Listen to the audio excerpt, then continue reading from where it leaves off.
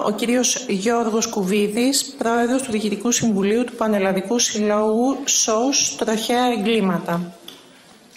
Για 3 λεπτά. Ευχαριστούμε για την πρόσκληση. Για 3 λεπτά θα μπορούμε να πούμε πολύ λίγα πράγματα. Έτσι, ελπίζουμε η επόμενη αναθεώρηση του κώδικα να μην γίνει μετά από 25 χρόνια, γιατί εμείς δεν θα είμαστε παρόντες. Οπότε ένα τέτοιο σοβαρό θέμα θα ήθελε μεγαλύτερη συζήτηση, με το δεδομένο ότι ο κώδικας που βγήκε σήμερα, έχει κατατεθεί στη Βουλή, διαφέρει ουσιωδώς με τον κώδικα που είχε μπει στη διαβούλευση και δυστυχώς δεν μπορεί λίγο να γίνει μια ουσιαστική συζήτηση, και βλέπουμε και στα ΜΜΕ τι διακινείται, ας πούμε, μόνο τα πρόστιμα και τίποτα άλλο, και οι ποινές. Για πάση περιπτώσει, από το 1999 που ψηφίστηκε ο προηγούμενος κώδικας μέχρι σήμερα, οι διαφορές που υπάρχουν είναι τρομερές. Έτσι, το 2000 είχαμε 2.000 νεκρούς, τώρα είμαστε σε ένα επίπεδο των 700 νεκρών. Λοιπόν, αυτό δεν ξέρω πόσο συνέβαλε ο κώδικας οδικής κυκλοφορίας. Μέχρι το 2011 οι νεκροί στην Ελλάδα από τροχαία ήταν πάνω από 1.000. Έτσι, από το 2011 και μετά αρχίζει και κατεβαίνει ο αριθμός, και σήμερα μπορούμε να πούμε τα τελευταία 7-8 χρόνια έχει σταθεροποιηθεί γύρω στο 700. Αυτό συμπίπτει και με την ολοκλήρωση κάποιων μεγάλων οδικών αξώνων, έτσι, και με την οικονομική κρίση που επέφερε μια μείωση στις μετακινήσεις και μείωση και στις ταχύτητες. Το θέμα είναι τώρα με ποια στρατηγική αυτό που υπάρχει σήμερα, έτσι, δηλαδή 665 νεκροί ανακοινώθηκαν στα προσωρινά στοιχεία του 2024, ένας αριθμός που μας κατατάσσει στις χειρότερες επιδόσεις πάλι στην Ευρώπη, έτσι, και δεν είναι μόνο οι νεκροί, τουλάχιστον άλλοι τόσοι είναι με βαριές αναπηρίες, τουλάχιστον, γιατί η χώρα μας δεν έχει μητρό τραύματος και δεν τους μετράει. Λοιπόν, πώς θα γίνει ένα βήμα μπρος, και αν μπορεί να γίνει, ώστε αυτοί οι αριθμοί να μειωθούν ή να εκμηδενιστούν. Είναι ρεαλιστικός ένα τέτοιο στόχος? Για μας είναι απόλυτα ρεαλιστικός, έτσι. Και εργαλείο δεν είναι μόνο ο κώδικας. Έχουμε ξαναπεί σαν σύλλογος ότι η χώρα έχει και το επιστημονικό δυναμικό και ανθρώπους που δουλεύουν στο πεδίο, από το ΕΚΑΒ, την τροχαία, την πυροσβεστική, σε όλους τους εναρμόδιους φορείς, που μπορούμε πολύ ρεαλιστικά να βάλει το στόχο σε μια πενταετία να είναι στις 5 ασφαλέστερες χώρες της Ευρώπης. Αρκεί η εξουσία, αυτοί που έχουν την εξουσία, να μην είναι κουφοί. Να ακούνε τους ανθρώπους, και πρώτα να ακούνε τους ανθρώπους του πεδίου. Λοιπόν, έχουν πολλά να συνεισφέρουν σε αυτή την ιστορία. Λοιπόν, για πρώτη φορά κάτι άκουσαν από το Υπουργείο, εν πάση περιπτώσει. Λοιπόν, και με δικιά του πρωτοβουλία μας κάλεσε εμάς ο Υπουργός να καταθέσουμε κάποιες προτάσεις. Έτσι, πολλά συμπεριλήφθηκαν μέσα σε αυτόν τον κώδικα την τελευταία στιγμή. Προφανώς αξιολογούμε πολύ θετικά ότι μετά από 15 χρόνια αγώνων του συλλόγου μας, επιτέλους σταματάει αυτή η ιστορία, το ίδιο το κράτος να αμνηστεύει τους δολοφόνους που εγκαταλείπουν τα θύματα τους στην άσφαλτο. Έτσι, είναι απίστευτο. Το έχουμε παλέψει με όλες τις κυβερνήσεις, έχουν συμφωνήσει όλα τα κόμματα 15 χρόνια και δεν νομοθετήθηκε ποτέ. Λοιπόν, είναι ένα από τα πολύ θετικά πράγματα βέβαια που λέμε για αυτόν τον κώδικα. Είναι πολύ σημαντικό για μας το άρθρο 101 με τις ειδικές περιπτώσεις αφαίρεσης άδειας οδήγησης. Δεν μπορώ να επεκταθώ τώρα αναλυτικά πάνω στο θέμα. Είναι άρθρο που εισάγεται για πρώτη φορά και πρέπει να γίνει εκτεταμένη ενημέρωση, γιατί θα έχει επιπτώσεις. Έτσι, ένα πιτσιρικά που του παίρνουν την άδεια οδήγησης, αν ξέρει ότι μετά 5 χρόνια δεν θα μπορεί να βγάλει, έτσι, αυτό μπορεί να προσδιορίσει το επαγγελματικό του μέλλον. Λοιπόν, πρέπει να το ξέρει όμως, έτσι. Αυτά πρέπει να δημοσιοποιηθούν τα πράγματα. Όπως επίσης και οι ποινές για αυτούς που οδηγούν χωρίς άδεια οδήγησης ή προκαλούν θανατηφόρα τροχαία ή σοβαρούς τραυματισμούς χωρίς άδεια οδήγησης. Λοιπόν, υπάρχουν και άλλα πράγματα, όπως το θέμα του κινητού και η παραπομπή του στο 290α αν οδηγάζει με το κινητό, η προσθήκη του stop. Είναι και κάποια άλλα πράγματα τα οποία δεν προλάβαμε να δούμε. Δηλαδή, είναι τόσο πολλά τα άρθρα που δεν μπορούμε να αναφερθούμε σε αυτά. Θέλω να αναφερθώ σε 2 κέρια σημεία τα οποία πρέπει να προσεχθούν και να βελτιωθούν κατά τη γνώμη μας, αν θέλουμε πραγματικά να προχωρήσουμε σε ουσιαστική μείωση των τροχαίων. και των επιπτώσεών τους. Το πρώτο αφορά τα 30 χιλιόμετρα. Υπάρχει μια βελτίωση σε σχέση με το νομοσχέδιο που είχε κατατεθεί την προηγούμενη φορά. Έχει προσθεθεί ότι εφαρμόζεται αυτό το όριο στους δρόμους διπλής κατεύθυνσης με μια λωρίδα κυκλοφορίας στο κάθε ρεύμα και χωρίς νησίδα. Κατά τη γνώμη μας είναι ανεπαρκές αυτό. Το μέτρο των 30 χιλιόμετρων πρέπει να επεκταθεί παντού στις κατοικημένες περιοχές. Γιατί, όχι μόνο γιατί η αγαπημένη παράβαση των Ελλήνων και των Ελλήνων είναι η ταχύτητα, γιατί η ταχύτητα είναι ο κύριος προσδιοριστικός παράγων που ξεκαθαρίζει τι θα γίνει σε ένα τροχαίο. Για μερικούς είναι ακατανόητο όταν λες στα 30 χιλιόμετρα είναι τόσο χαμηλές οι επιπτώσεις και στα 50 είναι τόσο μεγαλύτερες. Είναι απλά μαθήματα φυσικής, εν πάση περιπτώσει δεν είναι εδώ για να τα πούμε αυτά τα πράγματα. Έτσι. Το κύριος παράγον που προκαλεί τους θανάτους και τους σοβαρούς τραυματισμούς είναι η ταχύτητα. Δεν είναι ούτε η μάζα ούτε τίποτα άλλο. Και εν πάση περιπτώσει, αυτή τη στιγμή το κύριο μέρος των συμβάντων των τροχαίων είναι μέσα στις πόλεις. Έτσι. Αποσοβήθηκαν ένα σωρό θάνατοι και τραυματισμοί με τη δημιουργία των αυτοκινητοδρόμων. Αλλά το πρόβλημα εμπολής μεταφέρθηκε μέσα στις πόλεις. Λοιπόν, το Παρίσι αυτή τη στιγμή έχει κάλυψη 90% του οδικού δικτύου με τα 30 χιλιόμετρα. Οι Βρυξέλλες 86%, η Λιόν 84%. Λοιπόν, οι άνθρωποι είδανε 15 με 30 μείωση της 100 των θανατηφόρων τροχαίων μέσα στις πόλεις αυτές και τα κάνουν αυτά τα πράγματα. Και ολοκληρώνεται, κύριε Πρόεδρε. Ναι, για μας ο ίδιος δρόμος πρέπει να ακολουθεί και δεν ξέρω αν θα πρέπει να παρακολουθήσει στους Δήμους το δικαίωμα, γιατί βλέπω τώρα τελευταία ότι κατά Δήμους το κάνουν, πέρα από αυτά που λέει ο νόμος, ότι ο Δήμος θα μπορεί να ορίζει αυτός το τι θα κάνει. Το δεύτερο σημαντικό θέμα είναι το αλκοόλ, που ευθύνεται για το 30% των θανατηφόρων τροχαίων και οι ουσίες που είναι άλλο 15%. Πολύ σημαντικό θέμα είναι ότι δεν μετράμε ουσίες στον δρόμο, δεν κάνουμε ναρκοτέστ. Έχει αυξηθεί, νομίζω ότι το ξέρετε με τον ένα ή με τον άλλο τρόπο, δραματικά η χρήση ουσιών. Λοιπόν, ιδίως στις μέρες των γιορτών, αλλά όχι μόνο. Λοιπόν, ναρκοτέστ πρέπει να γίνεται στον δρόμο πριν συμβούν τα πράγματα. Δεν ξέρω γιατί δεν κάνουμε στη χώρα μας, ενώ σε περισσότερες ευρωπαϊκές χώρες γίνονται από το 2018. Επίσης, ένα σημαντικό πράγμα που θα μπορούσε να περιορίσει τα πράγματα είναι η μείωση του νόμιμου ορίου αλκοόλ στο αίμα. Αυτή τη στιγμή εμείς στη χώρα μας έχουμε το 0,5 γραμμάρια ανά λίτρο σαν νόμιμο αλκοόλ στο αίμα. Για τους επαγγελματίες και τους νέους οδηγούς είναι 0,2. Υπάρχουν 4 χώρες της Ευρώπης που έχουν κάνει το μηδενικό αλκοόλ. Τσεχία, Ουγγαρία, Ρουμανία, Σλοβακία. Ωραία, και με αυτό ολοκληρώνεται, κύριε Υπάρχουν Πρόεδρε. και άλλες 4 που έχουν το 0,2. Εσθονία, Νορβηγία, Πολωνία, Σουηδία. Λοιπόν, δεν το έκαναν για κάποιο λόγο, το έκαναν άλλο. Το έκαναν γιατί αντιμετώπιζαν μεγάλο αριθμό τροχαίων υπό την επίρρεια αλκοόλ. Λοιπόν, για μας είναι πολύ απλό. Ή θα κάνουμε το μηδενικό, ή ας το πάτε, αν θέλετε, στο 0,2, όπως ισχύει για τους επαγγελματίες, για τους νέους οδηγούς και τους οδηγούς μηχανής. Ευχαριστούμε πολύ. Ευχαριστούμε.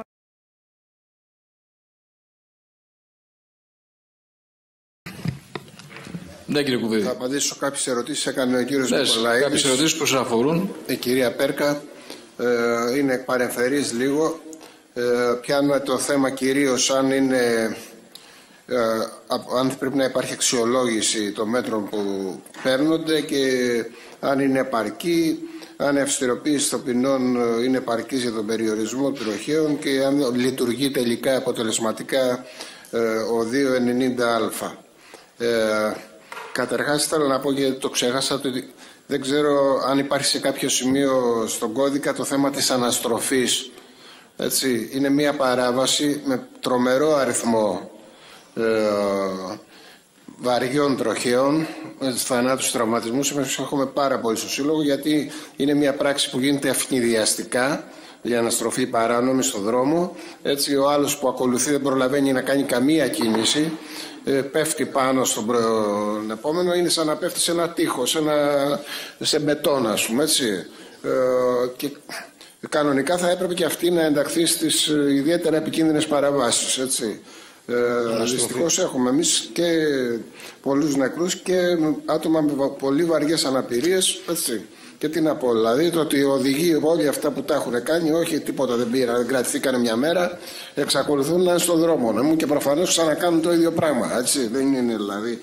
Άμα βγεις εδώ στη Λεωφόρο Αθηνών, ας πούμε, τους βλέπεις συνέχεια. Τα έχουμε κάνει απευθυνθεί στην τροχέα, στον ένα στον άλλο, ας πούμε, σε σημεία που έχουν σκοτωθεί παιδιά, δεν γίνεται τίποτα, ας πούμε. Ελπίζουμε έστω με τις κάμερες κάτι να γίνει σε αυτό το κομμάτι. Τώρα, αν τα μέτρα είναι εμφανής, ας πούμε, εμφανή το ότι θα αποδώσουν, αυτό δεν μπορεί να το πει κανείς. Το ότι εναρμονίζονται με κάποιες πρακτικές διεθνείς οι οποίες έχουν αποδώσει, αυτό είναι σωστό. Ωστόσο, υπάρχουν κάποια προβλήματα στην Ελλάδα που δεν υπάρχουν σε άλλες χώρες. Έτσι, δηλαδή το ότι μαζευτήκαμε 5 εκατομμύρια στην Αθήνα δημιουργεί ένα πρόβλημα δυσεπίλητο, αντικειμενικά.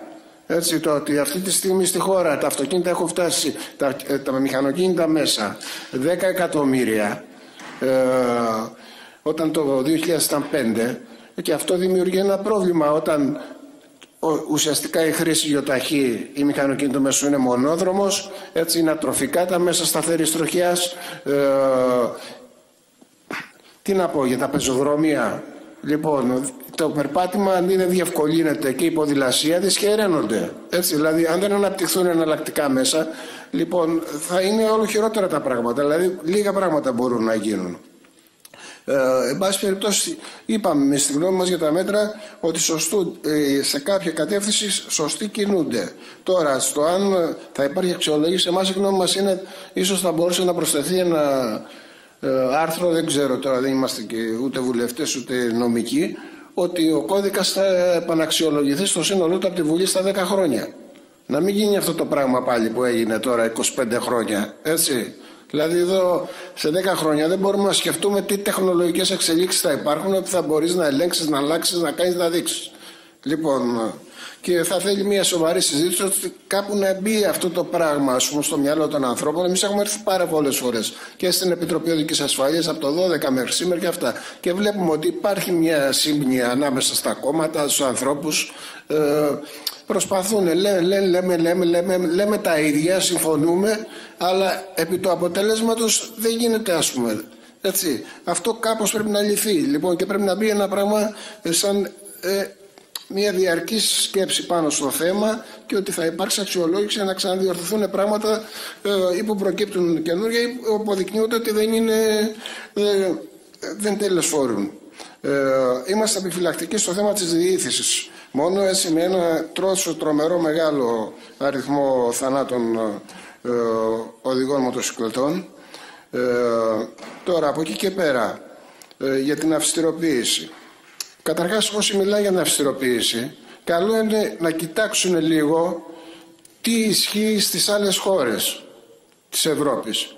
Έχει την εντύπωση, λέει, γιατί ακούω και μια παραφιλολογία, όπως έχουμε τις περισσότερες αθλητικές εφημερίδες στην Ελλάδα, νομίζω έχουμε και τα περισσότερα site ειδικών για το αυτοκίνητο, τα οποία όλα προπαγανδίζουν την αύξηση των ταχυτήτων, κάθε 3 και λίγο προαναγγέλουν ότι θα γίνει στις εθνικές οδούς το 150, έτσι που δεν υπάρχει τέτοια συζήτηση, και από εκεί και πέρα συνέχεια με κάποια θέματα της αυστηροποίησης.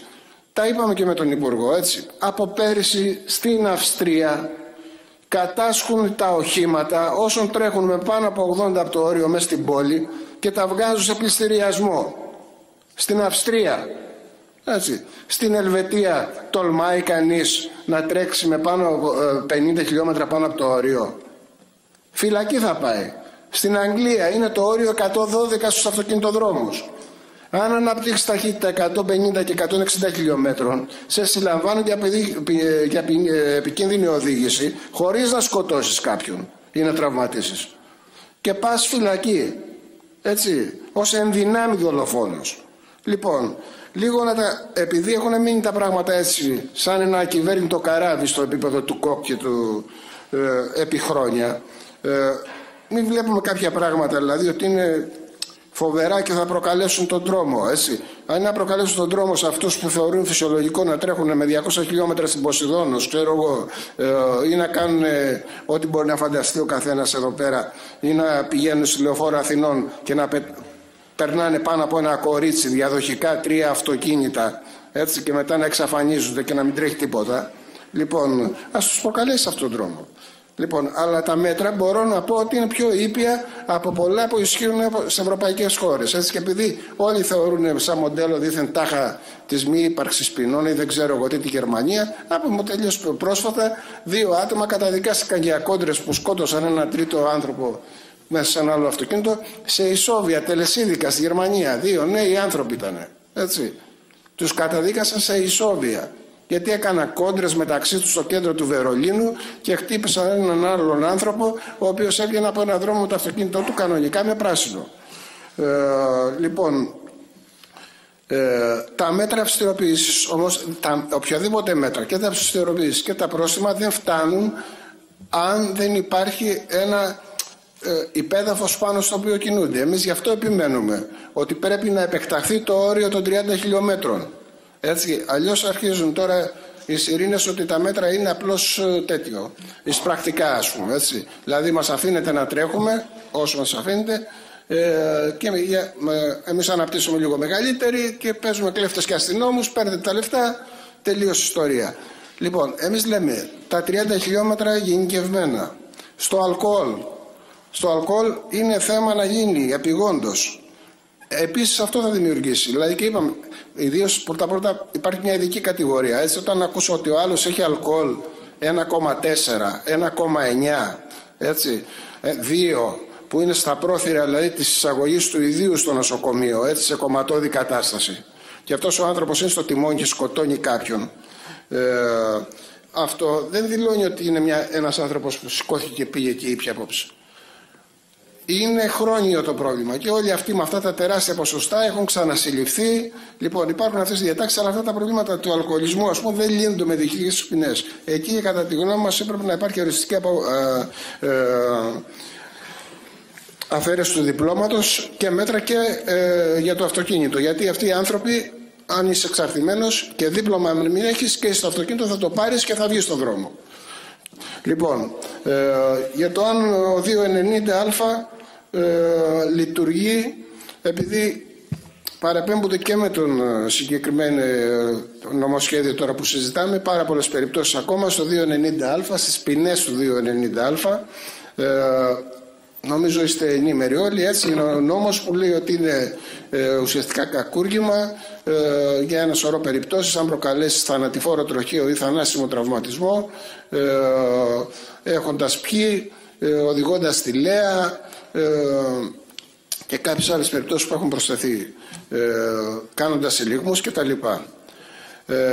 Ο νόμος 290α δυστυχώς, καταρχάς πρέπει να πω ότι είναι νόμος, από ό,τι ξέρω, επειδή το παρακολουθεί το θέμα, ούτε ένα κόμμα, ούτε ένας βουλευτής μεμονωμένα διατύπωσε ποτέ αντίρρηση, έτσι, στις διαδοχικές αναθεωρήσεις που είχε.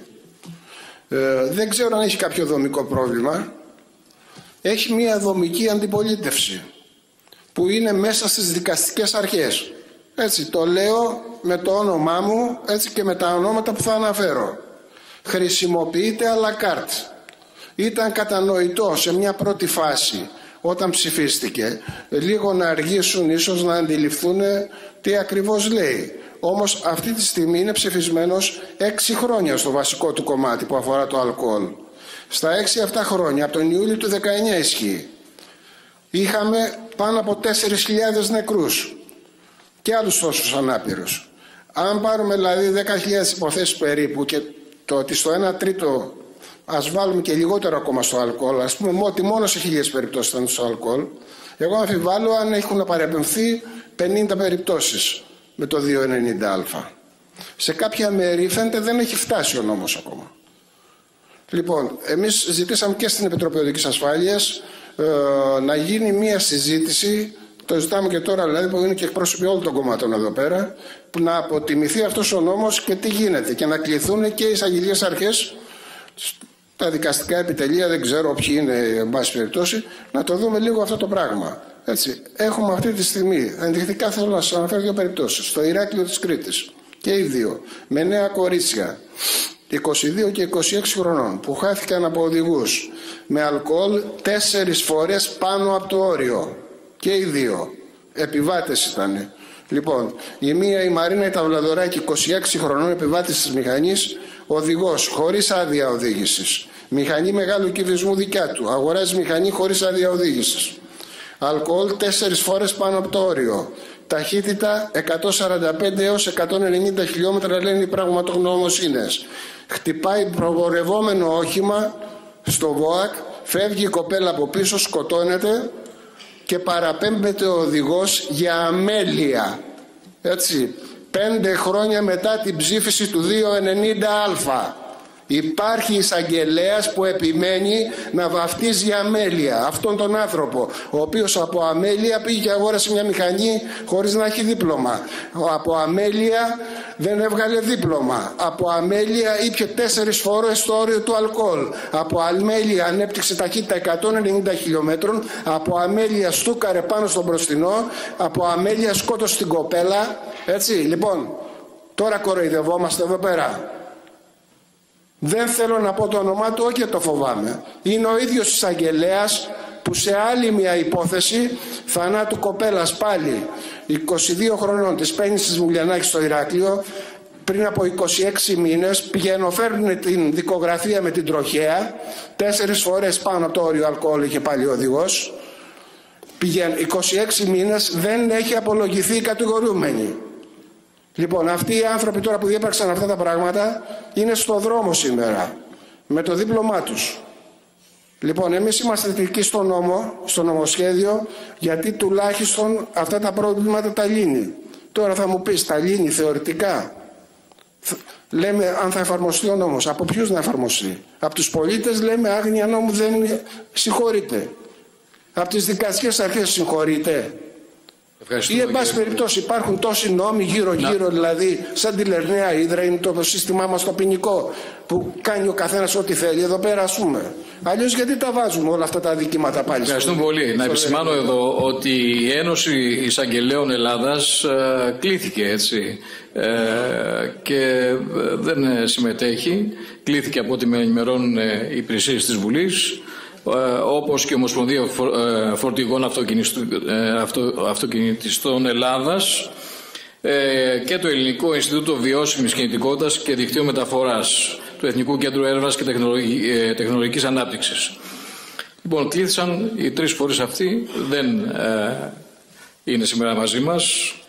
Θέλω να το επισημάνω, επειδή υπόθηκαν από τον κύριο Κοβίδη κάποια στοιχεία και επισημάνσεις.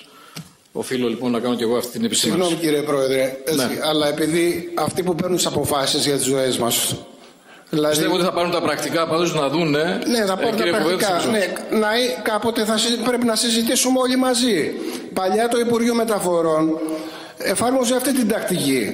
Δηλαδή, συζητούσαμε όλοι οι φορείς, επειδή έτυχε να ήμουν και στο ΕΚΑΒ μια περίοδο, γινόταν συσκέψεις και ήταν το ΕΚΑΒ, ήταν η πυροσβεστική, ήταν η τροχέα, ερχόταν και το μεταφορών. Το μεταφορών δεν μιλούσε ποτέ, γιατί αυτό έπαιρνε τις αποφάσεις. Λέγαμε εμείς το μακρύ του και το κοντό του, ας πούμε, και όλες ωραίες ιδέες. Και τελικά στην πράξη, ας πούμε, μια ομάδα εκεί πέρα γραφειοκρατική, γιατί εμένα αυτοί είναι που άρχουν παντού, έκανε ό,τι ήθελε.